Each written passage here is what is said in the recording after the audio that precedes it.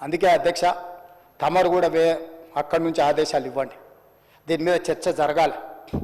Media మిత్రులకు కూడా నేను అడుగుతున్నా, మీ సంఘాలు ఏవైతున్నాయో సంఘాల నాయకులను కూడా అడుగుతున్నా, ఎవరో జర్నలిస్టులు లిస్ట్ ఇవ్వండి. జర్నలిస్ట్ అనే పదానికి డెఫినేషన్ ఏందో ఇవ్వండి, ఆ లిస్ట్ ఇవ్వండి. ఆ లిస్టులో ఉన్నోళ్ళు ఇట్లా తప్పు చేస్తే ఏం శిక్షిస్తారో మీరు నిర్ణయించండి. ఆ లిస్టులో లేనోడు జర్నలిస్ట్ కాడు, జర్నలిస్ట్ కానోడిని క్రిమినల్ కిందనే చూస్తాము. ఆ క్రిమినల్స్ని ఎట్లా జవాబు చెప్పాలనో గట్లనే చెప్తాం. ముసుగేసుకొని వస్తే ముసుగు ఊడవికి బట్టలు గుడ్డలు ఊడదీసి కొడతా అని చెప్తున్నా. నేను తమాషా చేయొద్దు. నేను కూడా మనిషిని, నాకు చీమునెత్తురు ఉంది. అన్నిటికీ బరాయించుకుంటే తప్పులని అన్నిటిని మోసుకుంటే ఏదో కుర్చీలు ఉన్నా కాబట్టి ఊరుకుంటా అని ఏమన్నా ఏషాలు వేయదలుచుకోరాం. అన్ని చట్టపరంగానే చేస్తా. చట్టాన్ని పరిధి నేను దాటను. ప్రతిదానికి శిక్ష ఒక విధానం ఉంది, ఏది కూడా పరిధి దాటను. ఎందుకంటే నేను ముఖ్యమంత్రిని.